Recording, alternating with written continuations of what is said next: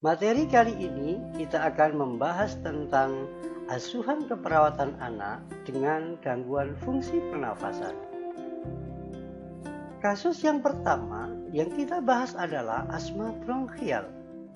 Asma bronkial merupakan suatu penyakit yang ditandai dengan adanya wheezing atau mengi intermittent yang timbul sebagai respon akibat paparan terhadap suatu zat iritan atau alergen. Pengkajian keperawatan pada asma bronkial sering ditemukan seperti sukar bernafas yang timbul secara intermittent, terdengar wheezing pada waktu ekspirasi, batuk dengan sebutum yang kental, sianosis pada permukaan kuku, pernafasan jubing hidung, ekspirasi memanjang dengan hiperinflasi nada. Diagnosa keperawatan yang sering terjadi pada kasus asma bronkial antara lain bersihan jalan nafas tidak efektif, gangguan pertukaran gas, defisit nutrisi, intoleran aktivitas, risiko tinggi infeksi. Intervensi keperawatan yang bisa dilakukan pada kasus asma bronkial seperti jika pasien mengalami jalan nafas tidak efektif, maka lakukan auskultasi bunyi nafas dan catat adanya abnormalitas bunyi nafas seperti mengi. Kaji atau pantau frekuensi pernafasan, catat rasio inspirasi dan ekspirasi. Catat adanya derajat dyspnea, stres spiritual, penggunaan otot bantu pernafaskan. Tempatkan anak pada posisi yang nyaman seperti meninggikan kepala tempat tidur. Pertahankan kondisi lingkungan tetap bersih dari debu, asap, atau yang lain. Kolaborasi dengan dokter dalam pemberian obat bronkodilator. Jika terjadi gangguan pertukaran gas, monitor secara rutin kulit membran mukosa. Palpasi fremitus, awasi tanda vital irama jantung. Posisikan pasien pada posisi yang nyaman dan tentu berikan oksigen sesuai dengan indikasi. Jika pasien mengalami defisit nutrisi, monitor kaji kebiasaan diet. Masukkan makanan saat ini dan catat derajat kesukaan pada makanan. Sering lakukan perawatan oral. Buang sekret dan berikan wadah khusus sekali pakai. Berikan oksigen tambahan tentu sesuai dengan indikasi. Kasus selanjutnya adalah bronkopneumonia. Bronkopneumonia merupakan proses inflamasi paru yang umumnya disebabkan oleh agen infeksius, serta menggambarkan pneumonia yang mempunyai pola penyebaran berpecah dalam satu atau lebih area terlokalisasi dalam bronchiolus dan meluas ke parenkim paru yang terdekat. Pengkajian keperawatan yang sering ditemukan pada bronkopneumonia antara lain tachypnea, nafas tepat. Saat bernafas terdengar suara rongki, batuk produktif, menggigil dan demam, malaise, anoreksi, gerakan dada tidak simetris, sianosis area sirkumforal, gelisah, fatigue, kemudian frekuensi buang air besar bertambah per harinya. Di dalam pengukuran skorsing pernafasan untuk menentukan ada tidaknya bahaya gagal nafas, ada penilaian terkait dengan gagal nafas seperti adanya sianosis, aktivitas otot, pernafasan tambahan, pertukaran udara, keadaan mental, pulsus paradoks, PaO2, PaCO2. Jika skor 0 sampai 4 itu tidak ada bahaya dalam pernafasannya. Jika skornya 5 sampai 6 akan terjadi gagal nafas. Jika lebih dari 7 adalah gagal nafas. Jadi skornya sianosis, aktivitas otot pernafasan tambahan, pertukaran gas, keadaan normal, pulsus paradoks, PaO2 dan PaCO2-nya. Jika 1 memang pada sianosis ada pada udara kamar. Jika 2 sianosisnya itu dalam kondisi 40% adanya oksigen. Aktivitas otot pernafasan tambahan sedang jika 1 dan 2 jelas nyata pada spontan. Pertukaran udaranya baik jika 0, 1 sedang, 2 jelek. Keadaan mental jika 0 adalah normal, 1 adalah depresi, jika 2 adalah koma. Sama pulsus paradoks kurang dari 10, 0, 1, 10 sampai 40, lebih dari 42. Nah, PaO2-nya jika 0 adalah 70 sampai 100, jika 1 kurang dari 70 pada udara kamar, namun jika kurang dari 70% pada 40% oksigen, itu masuk dalam skor 2. PaCO2 0 jika kurang dari 40, jika 1 40 sampai 65, dan jika lebih dari 65, skor C-nya adalah 2. Selanjutnya adalah diagnosa keperawatan pada bronchopneumonia. Diagnosa yang sering timbul antara lain adalah jalan nafas tidak efektif, pola nafas tidak efektif, gangguan pertukaran gas, hipovolemi, defisit nutrisi. Intervensi keperawatan yang bisa dilakukan jika terjadi jalan nafas tidak efektif, maka lakukan airway suction. Dengan catatan, pastikan kebutuhan oral terakhir untuk suctioning. Auskultasi suara nafas sebelum dan sesudah suctioning. Informasikan pada klien dan keluarga tentang suctioning. Minta klien nafas dalam sebelum suctioning. Berikan oksigen dengan menggunakan nasal untuk memfasilitasi suctioning nasotracheal.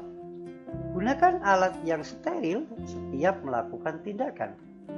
Anjurkan pasien untuk istirahat dan nafas dalam setelah kateter dikeluarkan dari nasotracheal. Monitor status oksigen pasien. Ajarkan keluarga bagaimana cara melakukan suctioning. Hentikan suctioning dan berikan oksigen apabila pasien menunjukkan bradikardi, peningkatan saturasi oksigen. Tindakan dengan airway management seperti buka jalan nafas, gunakan teknik chin lift atau jaw thrust bila perlu. Posisikan pasien untuk memaksimalkan ventilasi. Identifikasi pasien perlu pemasangan alat jalan nafas buatan. Pasang mayo bila perlu. Lakukan fisioterapi dada jika perlu. Keluarkan segera dengan batuk atau suction. Auskultasi suara nafas. Catat adanya suara tambahan. Lakukan suction pada mayo. Berikan bronchodilator bila perlu, tentu kolaborasi dengan dokter. Berikan pelembab udara basah dengan menggunakan NaCl lembab. Atur intake untuk cairan mengoptimalkan keseimbangan.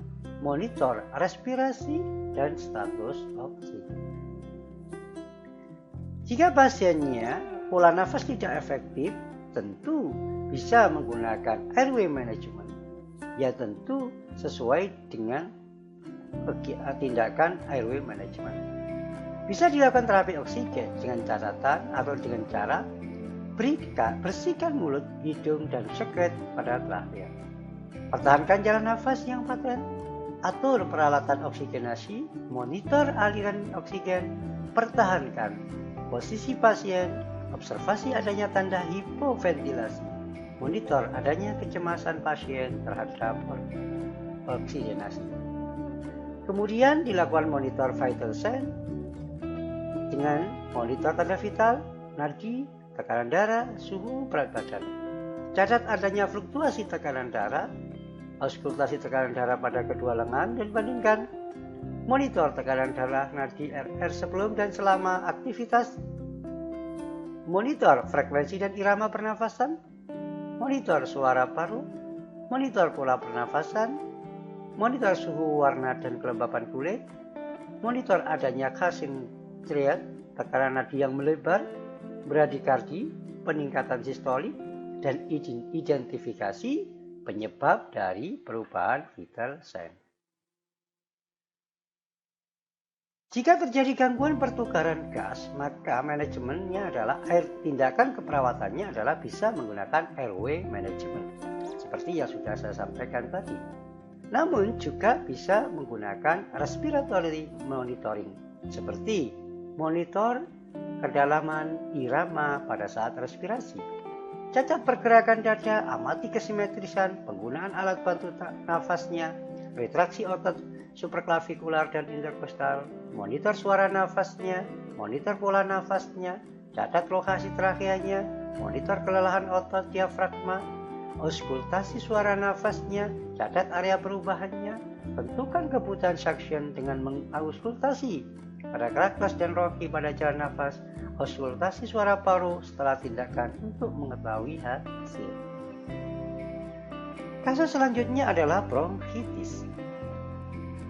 Bronkitis adalah suatu penyakit yang ditandai dengan adanya inflamasi pada pembuluh bronkus, trachea, bronchioli. Inflamasi menyebabkan bengkak pada permukaannya, mempersempit ruang pembuluh dan menimbulkan sekresi dari cairan inflamasi. Pengkajian yang sering terjadi dan ditemukan pada bronkitis seperti batuk produktif atau berdahak yang mengeluarkan dahak berwarna putih, kekuningan, atau hijau.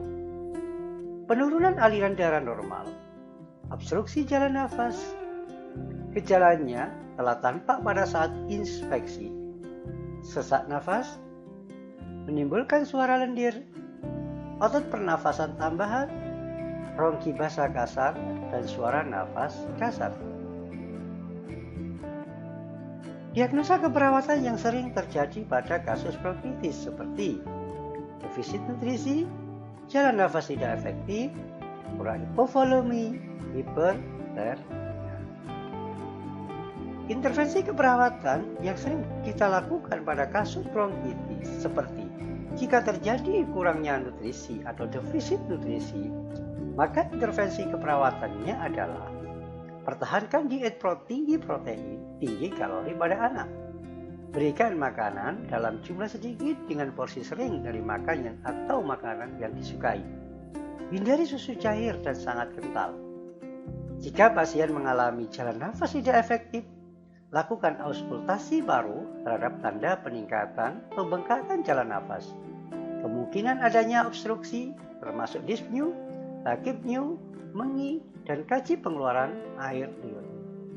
Hindari stimulasi langsung pada saluran nafas karena pemakaian tongue depressor, asupan kultur, kateter penghisapan, atau laryngoskop. Berikan kebebasan pada anak untuk mengambil posisi yang menyenangkan namun bukan posisi horizontal. Jika pasien mengalami hipovolemi, maka pantau asupan dan haluan urin. Kaji peningkatan frekuensi pernapasan pada anak dan demam setiap 1-2 jam. Kaji tanda-tanda dehidrasi termasuk uri-uri, gejol kulit jelek, membran mukosa kering, dan cekungan pada ubun-ubun serta bola matanya. Berikan cairan melalui infus sesuai dengan indikasi. Anjurkan asupan cairan per oral setiap 1-2 jam jika tidak ada kontraindikasi. Kasus selanjutnya adalah difteri. Difteri adalah suatu penyakit infeksi toksik akut yang menular yang disebabkan oleh Corynebacteriaceae diphtheriae dengan ditandai dengan pembentukan pseudomembran pada kulit dan atau mukosa. Atau difteri dikatakan suatu infeksi demam akut biasanya di tenggorok dan paling sering pada bulan-bulan dingin atau pada musim dingin.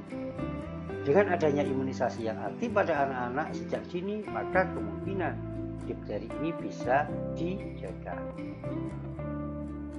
Pengkajian keperawatan yang sering ditemukan pada kasus difteri seperti sakit tenggorokan, suara serak, batuk, menggigil, demam, pilek, lemas, yang muncul benjolan di leher akibat pembengkakan kelenjar getah benih. Diagnosa keperawatan yang sering ditemukan pada kasus difteri antara lain adalah jalan nafas tidak efektif, defisit nutrisi, nyeri, dan risiko terjadi kemungkinan komplikasi. Intervensi keperawatan yang bisa dilakukan jika pasien mengalami jalan nafas tidak efektif, maka tindakannya antara lain adalah monitor perubahan frekuensi nafas, kedalamannya, tipe pernafasan. Berikan oksigen sesuai dengan ketentuan atau kebutuhan yang ada.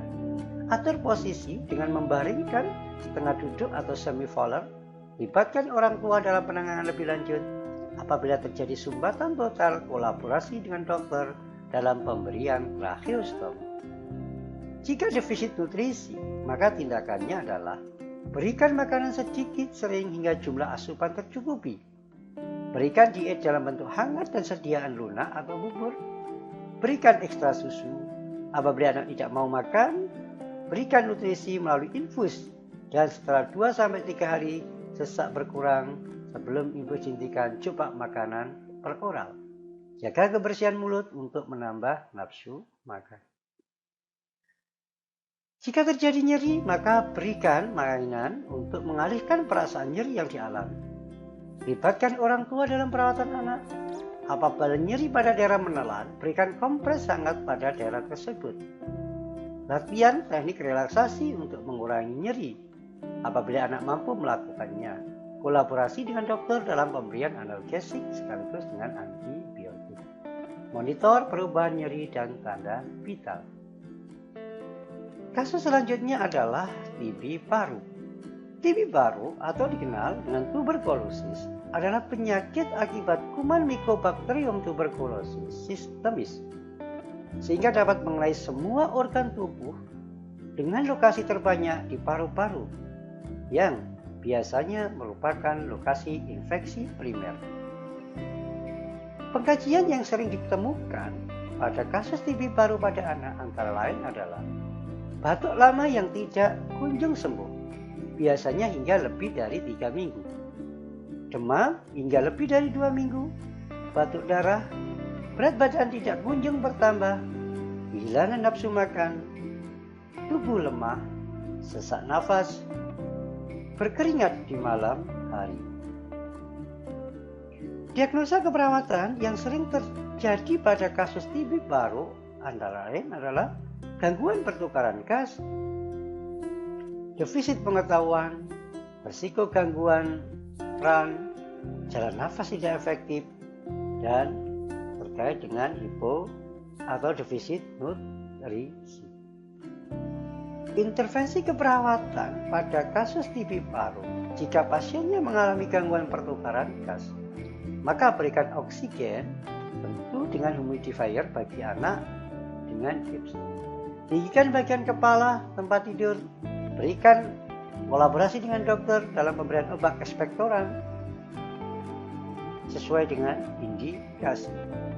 Jika mengalami defisit pengetahuan atau kurangnya pengetahuan pada keluarga atau pada orang tua, ajarkan orang tua dan anak tentang penularan dan pengobatan TB. Buat orang tua untuk menghindari anak atau hendaknya menghindari anak dekat dengan orang dewasa yang terkena dengan tuberkulosis. Atau sarankan untuk melakukan pengobatan sampai selesai, sampai tuntas dan patuh dalam minum obat. Ajarkan kepada orang tua dan anak bagaimana pengobatan yang tepat. Pada saat anak diperbolehkan pulang, berikan perencanaan pulang untuk bagaimana pengobatan TB di rumah. Jelaskan terapi yang diberikan, dosisnya, efek sampingnya, lama pemberian terapi, dan cara minum obat. Melakukan imunisasi jika imunisasi belum lengkap, tentu sesuai dengan prosedur. Menekankan pentingnya kontrol ulang sesuai dengan jadwal, informasikan jika terdapat tanda-tanda kegangguan.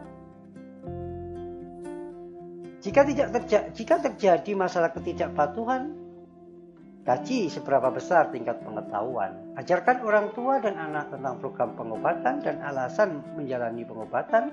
Identifikasi alternatif pemberian layanan yang dapat memberikan pengobatan.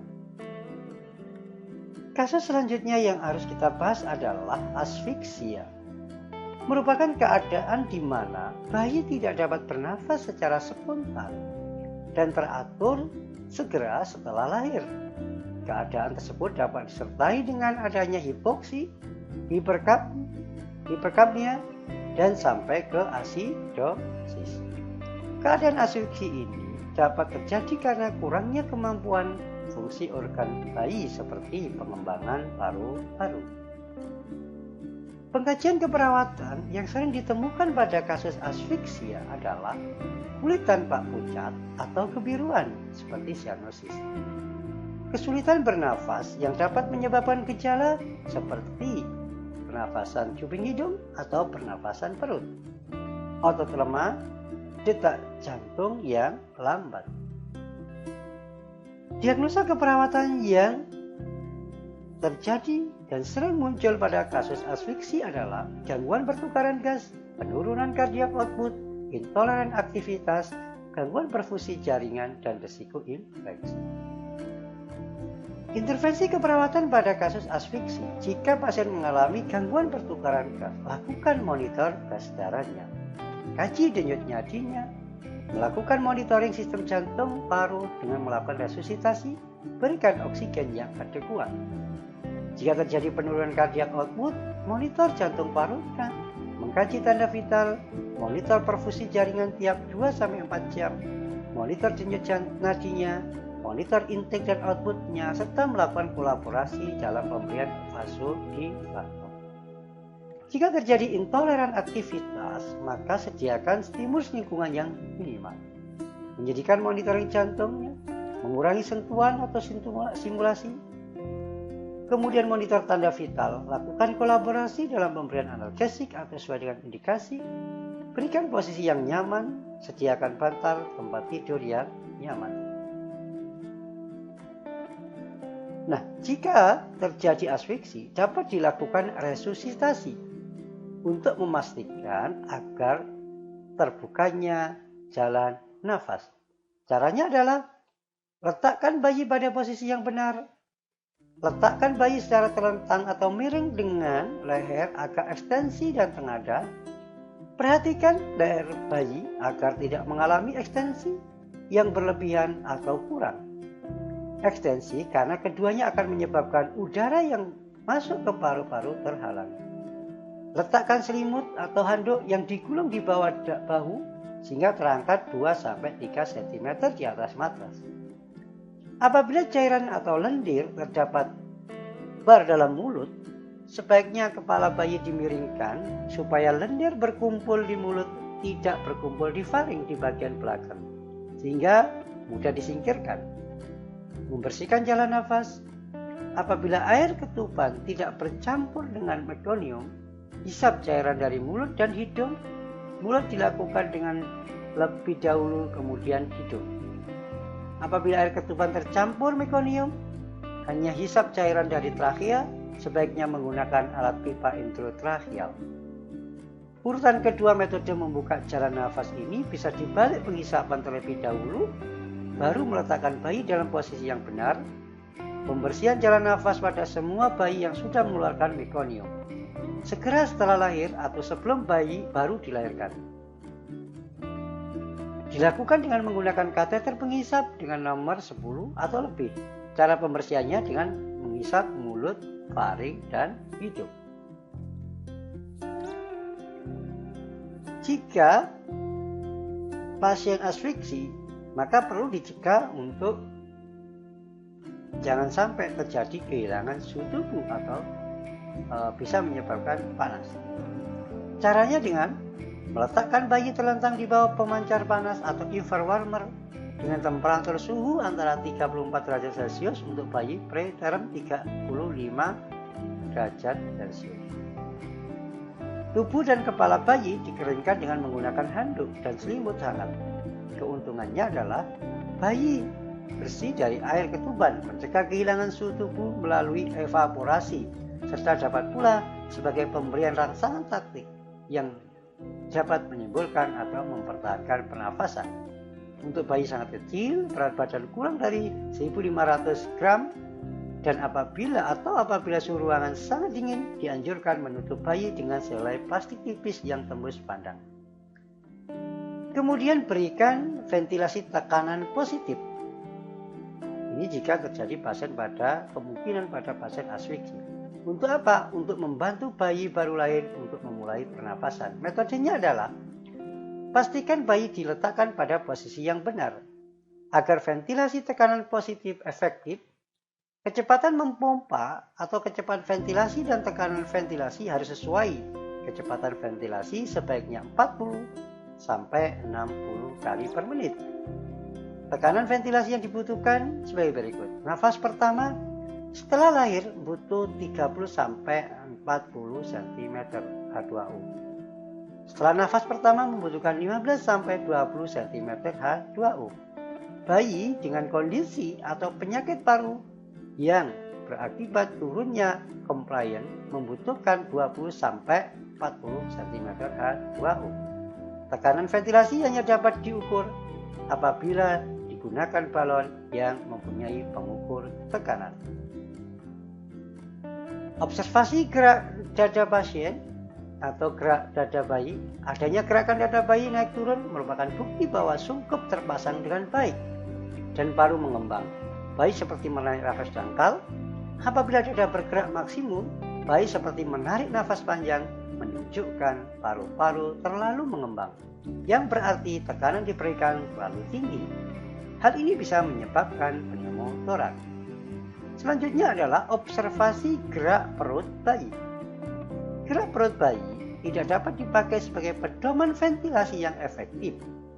Gerak perut bayi mungkin disebabkan masuknya udara ke dalam lambung. Penilaian suara nafas bilateral. Suara nafas didengar dengan menggunakan stetoskop. Adanya suara nafas di kedua paru-paru merupakan indikasi bahwa bayi mendapat ventilasi yang benar. Observasi pengembangan dada bayi. Apabila dada terlalu berkembang, kurangi tekanan dengan mengurangi meremas balon. Apabila dada kurang berkembang, mungkin disebabkan oleh salah satu sebab seperti pelekatan sungkup kurang sempurna, arus udara terhambat, atau tidak cukup tekanan. Selanjutnya adalah pemberian obat-obat penunjang, tentu kolaborasi dengan dokter. Obat-obatan yang diperlukan apabila frekuensi jantung bayi tetap 80 per menit, walaupun telah dilakukan ventilasi adekuat dengan oksigen 100%, dan kompresi dada untuk paling sedikit 30 detik atau frekuensi jantung 0. Obat-obatan yang diperlukan pada bayi asfiksi antara lain preadrenalin, larutannya 1:10.000 dengan dosis 0,1 sampai 0,3 ml/kg berat badan. Apabila bayi mengalami bradikiri menetap, diberikan sublingual atau diberikan intravena, sementara NaHCO3 tetap diberikan disertai pernapasan buatan. Natrium bikarbonat diberikan dengan dosis 2 ml/kg berat badan, cairan 7,5%, dilarutkan dengan dextrosa 10% dalam perbandingan 1:1 dan disuntikkan perlahan-lahan ke dalam vena umbilikus dalam waktu 5 menit. Infus natrium klorida 0,9% atau RL atau Ranger laktat 10 ml/kg berat badan. Nah, kemudian penata laksanaan penilaian Apgar score.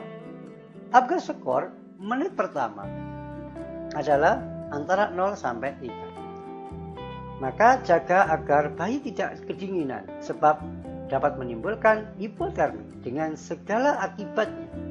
Jangan diberikan rangsangan taktil, jangan diberi obat perangsang atau nafas, lakukan resusitasi. Lakukan segera intubasi dan lakukan tub atau pulmonator tutup ventilasi. Bila intubasi tidak dapat mut-to-mut respirasi, kemudian dibawa ke ICU. Ventilasi biokemikal. Dengan melakukan pemeriksaan blood gas, kalau perlu dikoreksi dengan natrium bikarbonat. Bila fasilitas blood gas tidak ada, berikan natrium bikarbonat pada asfiksi berat dengan dosis 2-4 mg/kg berat badan. Maksimum 2 mg per kilogram berat badan per 24 jam. Ventilasi tetap dilakukan pada detik jantung kurang dari 100 per menit. Lakukan pijat jantung 120 per menit. Ventilasi diteruskan 40 kali per menit. Caranya adalah 3-4 kali pijat jantung disusul 1 kali ventilasi. Apgar skor menit pertama 4-6. Maka tindakannya adalah persis bagaimana Apgar skor menit 1-0-3. Jangan dimandikan, keringkan seperti di atas. Berikan rangsangan taktil dengan tepukan pada telapak kaki maksimum 15-30 detik. Bila belum berhasil, berikan oksigen dengan atau tanpa corong atau lebih baik 0 dan oksigen yang dihangatkan. Skor Apgar skornya adalah 4-6. Dengan detak jantung kurang dari 100 kali per menit, lakukan back and ventilation dan pijat jantung. Jika Apgar skornya menit pertama 7-10, maka tindakannya adalah bersihkan jalan nafas dengan kateter dari lubang hidung dahulu, karena bayi adalah bernafas dengan hidung, sambil melihat adakah atresia koan.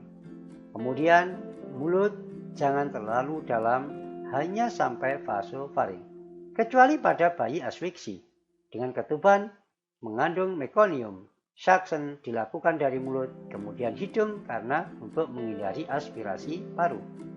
Bayi dibersihkan, boleh dimandikan, kemudian dikeringkan, termasuk rambut kepala karena kehilangan panas paling besar terutama daerah kepala. Observasi tanda vital sampai stabil, biasanya 2 jam sampai 4 jam. Demikian materi kali ini, sampai ketemu dengan materi berikutnya.